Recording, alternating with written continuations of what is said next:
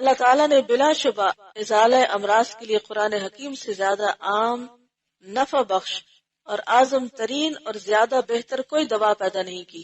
کیا ہمارا یقین ہے اس بات پر؟ کیا کسی کا کوئی تجربہ ہے کہ قرآن پڑھنے کے بعد اس کی کوئی بیماری دور ہوئی ہو؟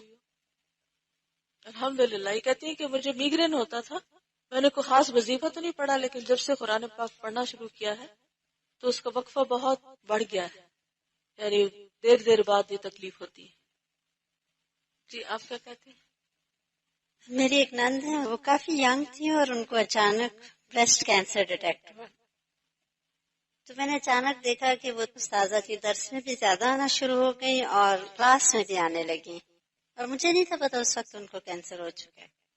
تو انہوں نے مجھے بعد میں بتایا کہ مجھے فیل ہونے لگا تھا تو میں اس لیے قرآن کلاس میں جانے لگی تھی کہ اللہ کرے ایسے ہی ٹھیک ہو جائے۔ خیر الحمدللہ یہ ضرور ہوا کہ ٹائملی ڈیٹیکٹ ہوا، ان کی یہاں سرجری ہوئی، اور پھر ان کو جب باہر بھیجا تو چونکہ وہ بہت فائن کینسر ان کے آرم پٹ میں چلا گیا تھا، تو وہاں دوبارہ ان کی وہ سرجری ہوئی اور اس کے بعد کیمو تھراپی شروع ہوئی، 6 مہینے ان کو رہنا پڑا۔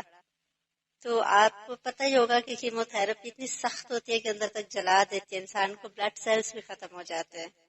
اور وہاں وہ کہتی ہے کہ میں کھا بھی نہیں سکتی تھی، میں صرف کھجورے کھاتی تھی اور میں قرآن سنتی تھی، استاذہ کی کیسٹ سارا ٹائم سنتی رہتی تھی وہاں۔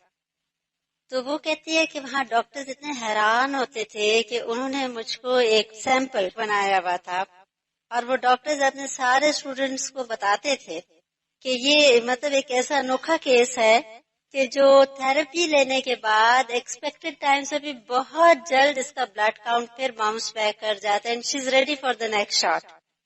اور وہ کہتے ہیں کہ میرا نام انہوں نے وہاں ٹف چک ڈالا ہوا تھا۔ وہ ہمیشہ کہتی ہے کہ میری 2 تھراپیز تھی، قرآن اینڈ ڈیٹس۔